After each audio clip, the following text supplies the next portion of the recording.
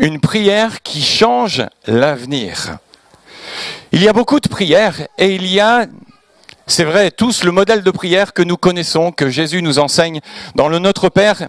Et celui-ci, celle-ci, tout le monde la connaît.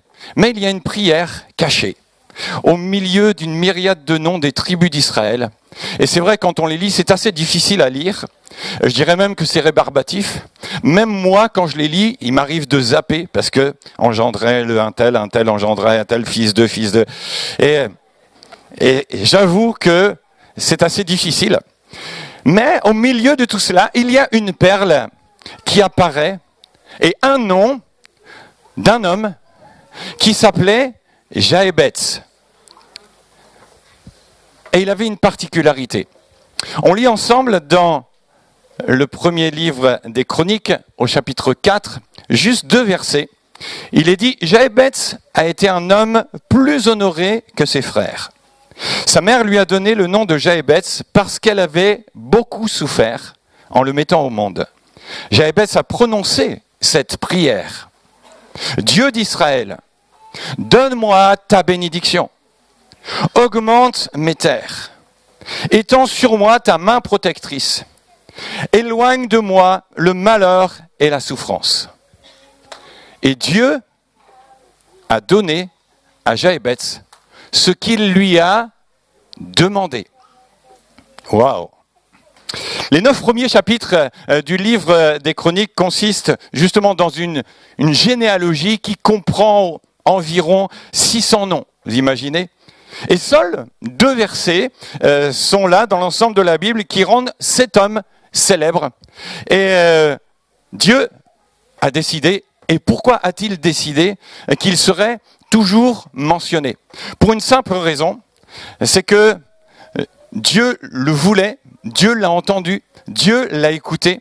C'est vrai que quand on regarde Jaébetz, il n'y a pas de grands exploits. C'est pas un homme qui avait un appel particulier. Il n'a pas eu de vision spécifique. Il n'y a pas eu une onction particulière sur sa vie. Mais il a fait une prière. Et c'est une prière qui a changé tout son avenir. Et je voudrais te dire aussi que ce matin, tu pourrais faire cette même prière et qu'elle va changer ton avenir. Si tu es là dans les mêmes conditions. C'est vrai que Jaébetz est un gars qui n'a pas été gâté au départ. Vous imaginez un petit peu? C'est vrai que certains ont des noms qui sont difficiles à porter. Mais lui, il en avait un particulier. Littéralement, son nom signifiait « il cause de la souffrance ». Est-ce que ça vous intéresserait de vous appeler comme ça? Vous imaginez un petit peu le handicap? On parle de sa mère, mais on ne sait pas s'il avait un père. Parce que lui, il n'y a pas le nom de son père. Ses frères étaient out et sa mère l'appelait Douleur. Vous allez me dire, on ne choisit pas son nom. On ne choisit pas son prénom. C'est sa mère qui lui a donné. Pourquoi? Est-ce qu'elle avait eu une grossesse difficile? Est-ce qu'elle avait eu un accouchement très pénible? À l'époque, il n'y avait pas la péridurale. Est-ce qu'elle vivait dans des circonstances sociales qui étaient difficiles? C'est vrai que Juda avait des batailles en cours avec les Cananéens à ce moment-là. Est-ce que l'enfant est arrivé au mauvais moment? Est-ce qu'elle avait des difficultés? Est-ce qu'elle élevait ses enfants toute seule? Bref, c'était quelque chose où le gamin, il n'était pas arrivé dans de bonnes conditions. Et sa mère l'appelle, voilà, c'est celui qui cause de la souffrance. Vous imaginez dans la famille? Le frère, la sœur, « Hey, oh, cause de la souffrance, viens manger !» Assez difficile. Quand il arrive à l'école, il a ses copains, il dit « Ah, attention, lui, c'est lui qui cause la souffrance. » Faut pas trop le contacter. Plus tard, quand il grandit, il est au boulot, il arrive au boulot et même chose. Il est là, ses collègues disent « Attention les gars, si vous allez avec lui, vous allez avoir des problèmes. » Même ses amis sont là, disent « Bon. » Toujours sur la défensive. Mais Jaébetz a été plus fort que sa condition physique ou mentale. Et il n'a pas voulu se laisser en souffre aussi d'un handicap, d'un problème, quel qu'il soit. Ne reste pas prisonnier de ce dans quoi tu as été enfermé ou que l'on t'a enfermé. Ce matin, tu peux être libéré. Ce matin, tu peux rebondir. Ce matin, tu peux voir quelque chose de nouveau, avec le Seigneur. On peut avoir un handicap physique, comme la surdité, ou être aveugle, ou avoir une malformation congénitale, avoir un traumatisme émotionnel, une enfance difficile, un mariage raté, des jobs où j'ai pas réussi. Mais je veux te dire que Dieu veut t'aider à tout surmonter ce matin. Et il peut le faire comme il a fait pour lui. Regardez cette femme, elle s'appelle Hélène Keller. Elle est née en 1880. Et elle a été, alors c'est pas hier, ça remonte, à l'âge de 18 mois, elle a été atteinte d'une maladie infantile qui l'a rendue sourde, muette et aveugle. Pourtant, elle devint la première personne sourde, aveugle et muette à obtenir un diplôme universitaire. Elle fut célèbre ensuite pour ses écrits, ses essais politiques et ses romans. Une autre personne, un homme, ce gars s'appelle Nick Vujicic. Il est né sans jambes et sans bras. Et il aurait pu rester se morfondre, comme Jaébès, dans celui qui vit la douleur ou qui cause la douleur. Imaginez. Mais aujourd'hui, il parcourt le monde entier pour expliquer, pour encourager ceux et celles qui ont des handicaps et dire que le Seigneur est avec celui, avec celle qui met sa vie entre ses mains, quel que soit son handicap, quel que soit son passé. Dieu n'a jamais voulu que nous vivions une vie médiocre. Tu es différent de tous les autres individus de la terre, c'est vrai. Savez-vous que vous êtes unique? Chacun d'entre nous, il n'y en a pas deux sur la terre comme toi. Regarde un peu ton voisin et dis-toi que c'est le seul sur la terre, parmi tous les milliards, ou la seule qui a cette tête-là, qui est comme ça, et que Dieu a donné. On est unique. Vous êtes des œuvres uniques de la part de Dieu. Mais dans tout ça, tu peux choisir de t'assimiler à la foule des autres ou de t'en démarquer. Est-ce que le Seigneur ne dit pas pour toi qu'il connaît les projets de paix et non de malheur, quoi qu'il se passe? J'ai noté cette phrase-là. Si tu n'as pas un passé simple, et même avec un présent imparfait, tu peux vivre un futur plus que parfait.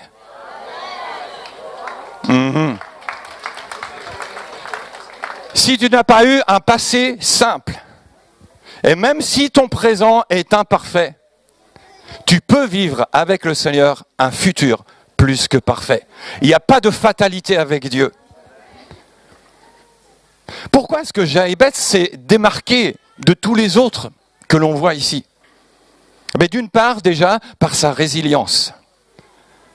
Jaébès avait beaucoup d'ambition, de désir, et il ne voulait pas se laisser submerger par une vie médiocre. Et une vie médiocre ne l'intéressait pas. Jaébès était différent. C'était pas le gars genre boulot, métro, dodo. Non. Lui, il voulait progresser dans sa vie. Il voulait qu'il y ait des choses qui se passent. Il brûlait de voir son avenir évoluer. Il brûlait de pouvoir influencer les autres autour de lui. Tous ceux qui, jusque-là, avaient dit « t'es un bon à rien, tu feras rien, t'es celui qui cause de la douleur ». Non. Son ambition était à la hauteur des bénédictions divines.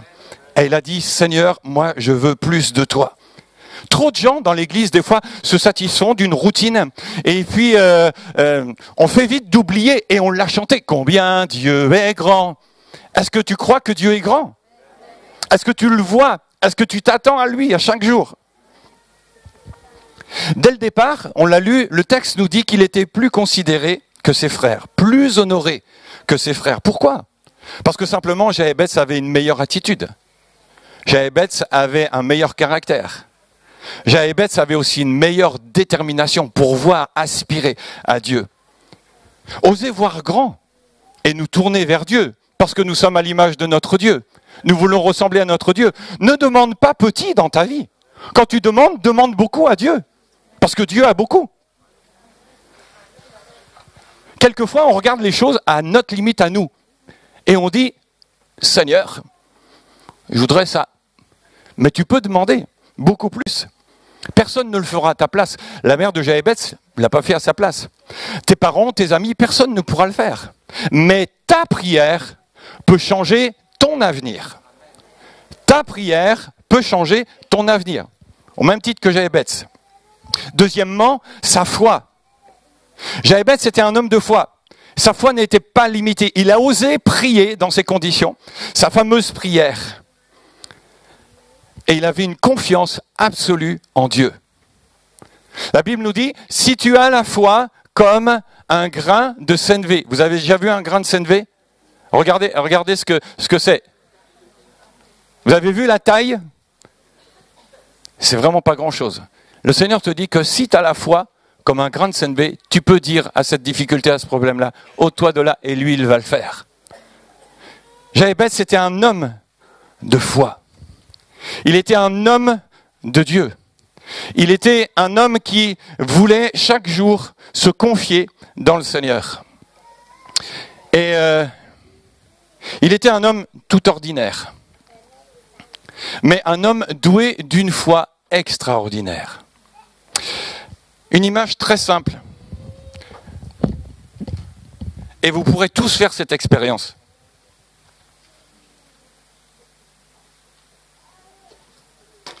J'ai ici une petite boisson qui s'appelle l'ordinaire. Et certains peut-être le connaissent. Si toutefois vous ne connaissez pas, allez dans n'importe quel supermarché ou une petite boutique et c'est une petite boisson qui est très simple. Si je l'ouvre, vous allez voir.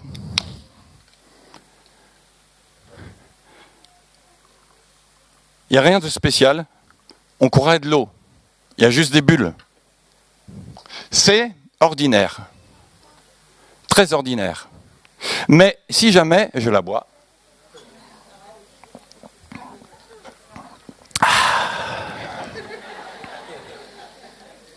c'est très bon.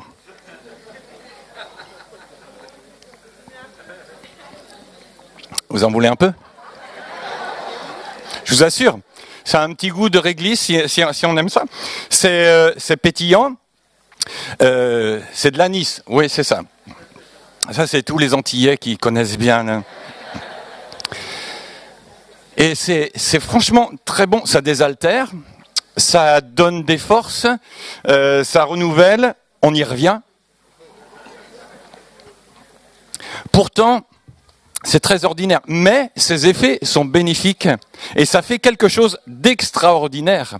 Quand c'est à l'intérieur, ça hydrate, ça désaltère, ça régale. Il y a toutes sortes de choses comme ça. J'en garde un petit peu si jamais vous en voulez, vous verrez. Ordinaire. Jaébetz était comme ça. Un gars ordinaire, mais qui a fait quelque chose d'extraordinaire. L'important, c'est pas le peu que nous avons, mais c'est ce que Dieu veut et peut accomplir en chacun de nous et au travers de chacun de nous. Jaébetz croyait que Dieu pouvait et qu'il allait le faire. Est-ce que tu crois que Dieu peut faire pour toi? Amen. Il peut le faire pour toi. Parce qu'il nous est dit, au verset 10, on l'a lu, et Dieu lui accorda ce qu'il avait demandé. Dieu répond à ta foi, si tu t'appuies pour lui. Vous avez remarqué que même quand Jésus était là, il disait aux gens qu'il te soit fait selon ta foi. Quelquefois, on s'approche et on veut prier. Je ne sais pas si vous avez remarqué ça. Quand vous faites une mission, il y a un homme de Dieu, quelqu'un qui a un ministère beaucoup plus important, et puis on fait un appel. Et quand on vient prier, alors vous avez les pasteurs de l'église, vous avez le prophète, le pasteur, enfin ce que vous voulez. Et puis vous avez les gens, vous regardez, je vais me mettre là, parce que je vais arriver, je veux que ce soit lui qui prie pour moi. Il faut que ce soit lui qui prie pour moi, parce que lui, c'est un homme d'onction, etc. Tu crois ça? Il a l'onction au même titre que les autres. Ce qui va changer les choses, c'est parce que lui, il va prier pour toi. C'est la foi que toi, tu vas mettre en Christ. Quelle qu'elle soit. Et c'est ça qui va changer. Et Jaébetz comptait sur personne d'autre, sinon que sur Dieu. Ce qui est important, c'est de savoir dans quel état d'esprit je demande les choses. L'épître de Jacques au chapitre 4, Et la prière de Jaébetz, elle était là avec quelque chose de particulier. Sa prière. Jaébetz n'accepte pas le joug qui était sur lui. Et qu'est-ce qu'il fait? Il invoque Dieu. Il vient à lui, sans détour. Dieu a approuvé et Dieu lui a accordé parce que Dieu lit dans le cœur, parce que Dieu connaît la motivation, parce que Dieu sait tes pensées et tes arrière-pensées. Mais il est là, sa prière, la prière de Dieu, qu'elle soit pour nous toujours quelque chose de fort. Est-ce que c'est important, utile de demander des choses à Dieu? Ben oui, c'est important. Est-ce que c'est important d'être ambitieux avec Dieu? Oui, parce que le Seigneur nous dit, tu seras la tête et non la queue. Donc Dieu veut ta croissance, ta prospérité, ton succès. Il n'ignore pas la prière. Qu'est-ce qu'il a demandé, Jaébetz? En fait, il a demandé 4 choses. La première, il a dit, donne-moi ta bénédiction. Donne-moi ta bénédiction. Il a dit, bénis-moi. Ça peut paraître égoïste, vous êtes d'accord avec moi? On dirait, ah ouais, et moi, et moi, et moi. Mais une des significations bibliques de bénir, c'est d'accorder, de demander une grâce surnaturelle. Nous ne demandons pas plus que ce que nous pourrions nous procurer nous-mêmes. Si on peut se le procurer nous-mêmes, on peut le faire. Mais quand on prie ici, on réclame à Dieu seulement ce que lui peut nous donner, ce que lui veut nous donner, ce que Dieu connaît et ce qui est le meilleur pour chacun d'entre nous. Proverbe 10, 22 dit, c'est la bénédiction de l'Éternel qui enrichit et il ne la fait suivre d'aucun chagrin. Waouh! Quel genre de bénédiction? Eh bien, toutes les bénédictions. Et toutes sortes de bénédictions. Parce que Éphésiens, au chapitre 1er, nous dit que nous sommes bénis en Jésus-Christ de toutes sortes de bénédictions. C'est quelque chose qui est fait, c'est quelque chose qui est acté. Et tu es appelé à être une bénédiction. Abraham, Dieu lui avait dit, tu seras une source de bénédiction. Est-ce que tu veux être une source de bénédiction pour les autres? Amen? Tes collègues de travail, ta famille, autour de toi? Est-ce que tu veux être là, à dire, être quelqu'un de sec ou être quelqu'un qui marche et qui est là dans la bénédiction? Sois une bénédiction pour quelqu'un d'autre.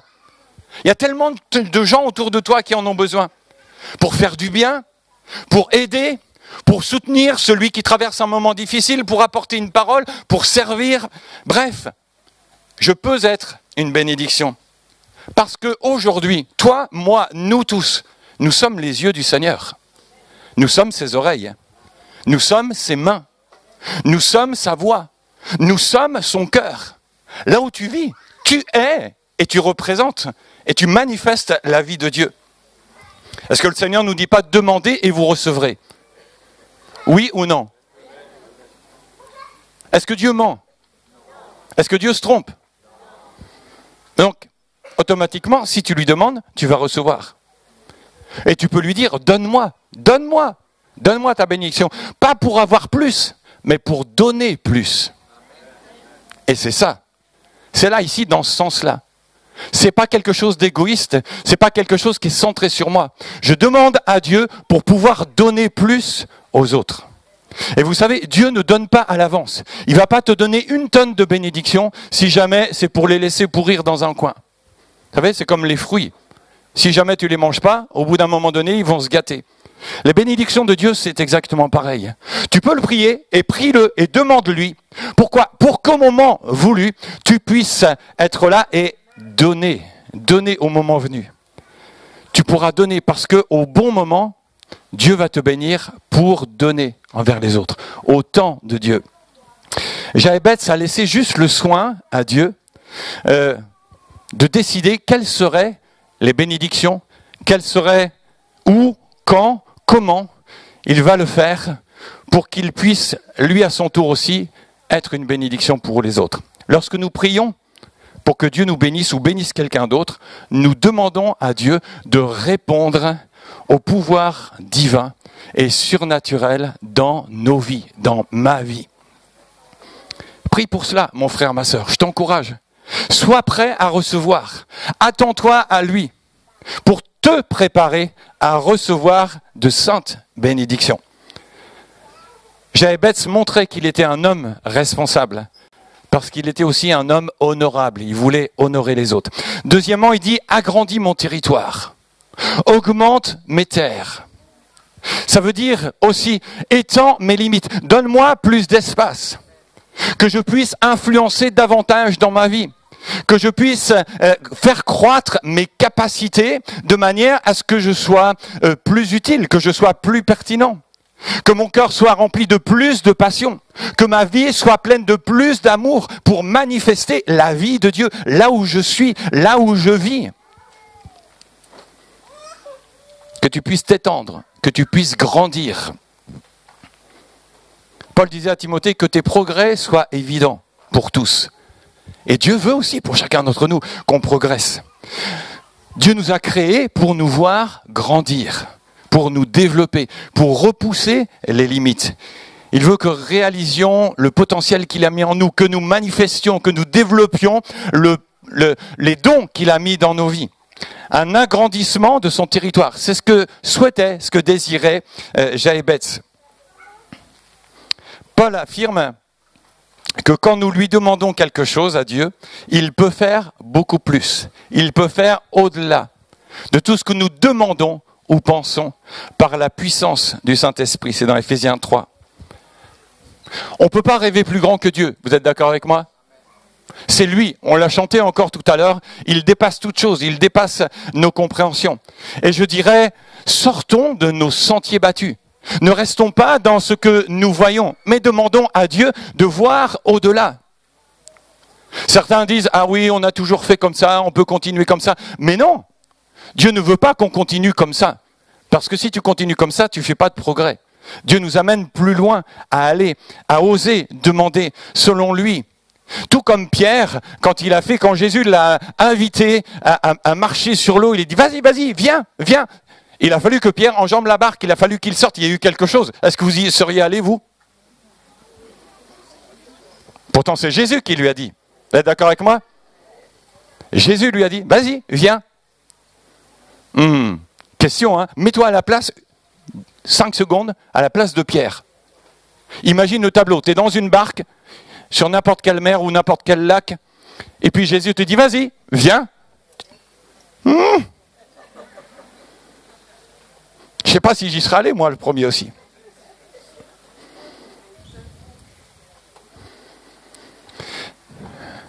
Ne laissons pas nos pensées, nos erreurs nous dominer. On ne peut pas prétendre être humble pour masquer notre peur. Notre peur. La foi, l'humilité vont de pair. Le Seigneur nous dit, je suis capable de tout par et grâce à Christ qui me fortifie. Moi, je ne peux pas. Mais lui, s'il me fortifie, il va être là. Ne dites jamais que votre maturité spirituelle vous empêche de faire preuve d'audace. Non, au contraire. Elle nous amène. Dieu n'a pas dit qu'il se contentait de petites choses ou de petits rôles. Il a juste dit, ne méprisez pas les petits commencements. Donc, il faut commencer. Mais le petit commencement amène quelque chose qui doit grandir. Est-ce que le Seigneur ne nous dit pas que si nous sommes fidèles dans les petites choses, il va nous en confier des plus grandes. Donc, n'ayons pas peur. Il dit encore, ailleurs, un autre texte dit, agrandis l'espace de ta tente.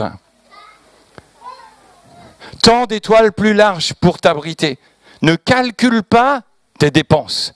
Ça veut dire, vas-y, investis. Allonge tes cordes, fixe bien tes piquets. Il dit, en effet, tu vas te répandre de tous côtés. Et mon frère, ma sœur, Dieu veut que dans ta vie, dans ton foyer, là où tu es, que tu puisses manifester sa vie et que tu vois son influence passer au travers de toi, dans ton travail, dans ta vie spirituelle, là où tu es, ton impact autour de toi. Dieu a fait de chacun de nous quelque chose de spécial pour que nous puissions manifester en bas ce qu'il fait en haut.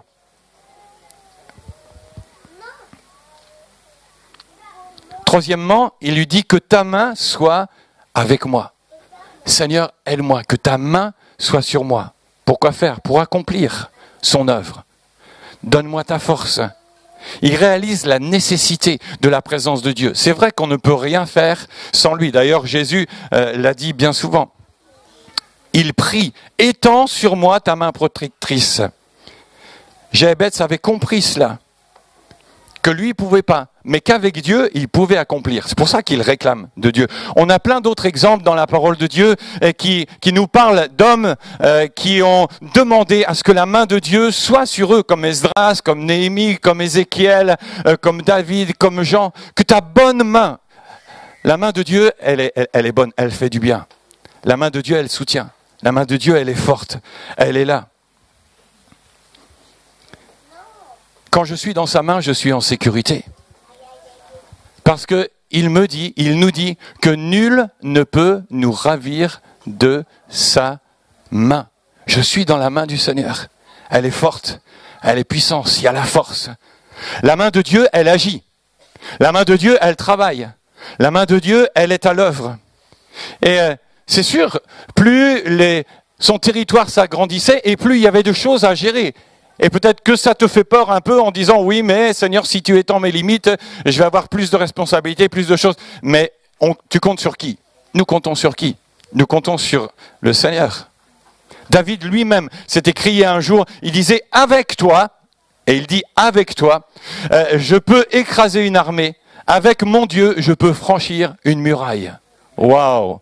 C'est quelque chose de fort. Et pourtant, il est tout seul, David. Et il parle ici d'une muraille, il parle d'une armée. Dieu ne nous refuse jamais sa présence. Il est proche de toi. Il est proche de moi. Et si on crie vers lui, si on lui demande, il pose sa main sur toi, sur nous. Actes au chapitre 11, verset 21 nous dit que dans les premiers temps, avec les premiers disciples, la main du Seigneur était avec eux. Et un grand nombre de personnes crurent en se convertissant au Seigneur. Il veut le faire et il peut le faire avec nous aussi.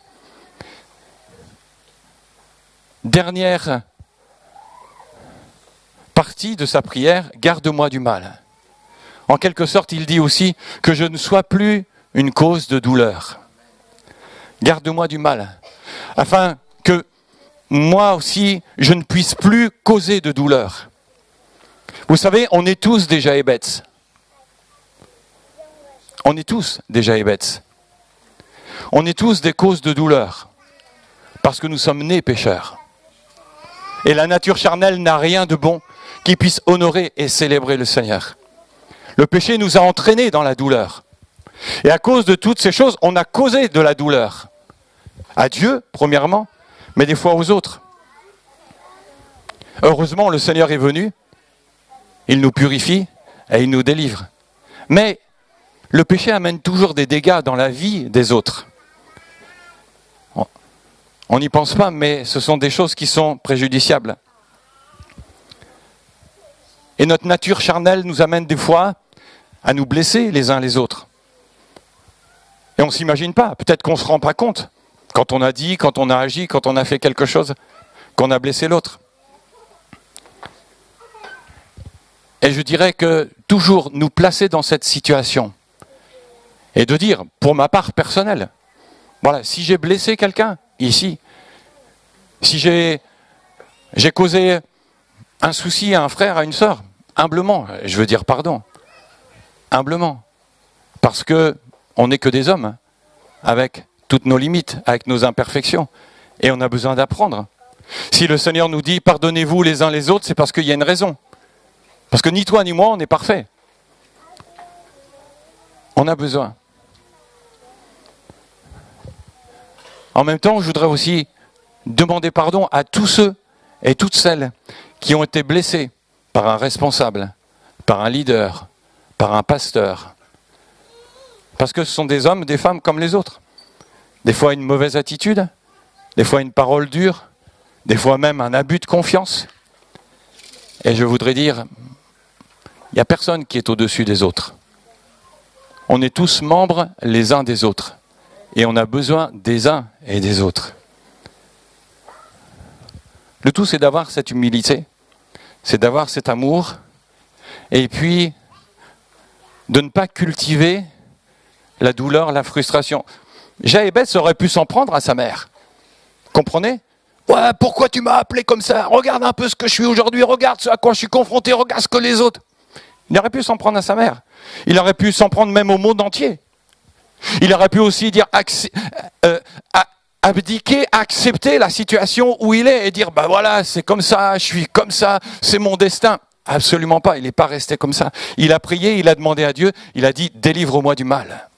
Que je ne sois plus dans la douleur, que je ne sois plus une cause. D'ailleurs, Jésus lui-même, dans le modèle de prière, il dit délivre-nous du mal. Et on veut prier pour ça. La protection de Dieu, elle est là aussi pour nous aider. Éloigne de moi le malheur et la souffrance. C'est vrai que l'ennemi nous a réclamé pour nous cribler comme le froment. Mais Jésus dit, j'ai prié pour toi. Tu peux prier, mais il y a aussi Jésus qui prie le Père pour toi. Est-ce que tu crois ça ? Nous ne sommes pas seuls à prier. Le résultat est là. Et nous voyons à la fin du texte qu'il nous est dit que Dieu a répondu à la prière de Jaébès. Dieu a répondu à la prière de Jaébès. Aussi, il peut répondre à la tienne. Il peut répondre à la tienne. Alors, es-tu accablé ce matin ? Souffres-tu de ton passé ? Est-ce qu'aujourd'hui tu es là dans ta situation en disant ouais, si, tu sais pas ce par quoi je vis, il n'y a pas grand espoir. Je vais te dire, prie la prière qui peut changer ton avenir. Prie la prière qui peut changer ton avenir. Parce que crois que Dieu veut et que Dieu peut te délivrer de l'affliction. Demande à Dieu le meilleur pour toi. Demande à Dieu le meilleur pour toi. Pourquoi ? Parce que Dieu change la douleur en bénédiction. Il change les vêtements de deuil en vêtements de joie. Il dit une chose et la chose arrive. Il ordonne et elle existe. Dieu sait quand. Dieu sait quoi. Dieu sait comment. Juste ce qui est sûr, c'est que ce qu'il a dit, il le fera pour toi. Mon frère, ma sœur, mon ami, ce matin, ta prière peut changer ton avenir. Seigneur, on te bénit et on te rend grâce de tout notre cœur pour ta parole. Merci pour cet exemple de Jaébès que tu nous as donné. Et merci de ce que ce matin tu poses ta main sur ceux et sur celles peut-être qui sont comme lui et qui sont mal partis ou qui ont eu un héritage ou toutes sortes de blessures dans leur cœur, dans leur vie. Je prie maintenant afin que tu poses ta main sur elle, sur lui. Seigneur, tu connais, tu sais. Rien n'est caché devant toi. Et je prie ce matin pour que chacun ici puisse aussi faire sienne cette prière. Cette prière. Oh oui, merci Seigneur. Bénis-moi, agrandis, élargis les choses dans ma vie. Que ta bonne main soit sur moi, sur mon épouse, sur mon mari, sur ma famille. Garde-moi du mal, délivre-moi de la douleur. Je m'attends à toi, je compte sur toi, parce que tu es un Dieu tout-puissant. Parce que tu es mon Dieu, parce que tu es celui en qui je me confie. Et je mets ma foi en toi. Et je ne me laisse pas asservir par quoi que ce soit. Mais je proclame et je déclare que tu es mon Dieu, que je suis ton enfant, que je suis ton fils, ta fille. Et que rien ni personne ne peut me ravir de ta main. Alors je déclare que tu es grand et tout-puissant. À toi toute la gloire. Amen. Amen. Soyez bénis.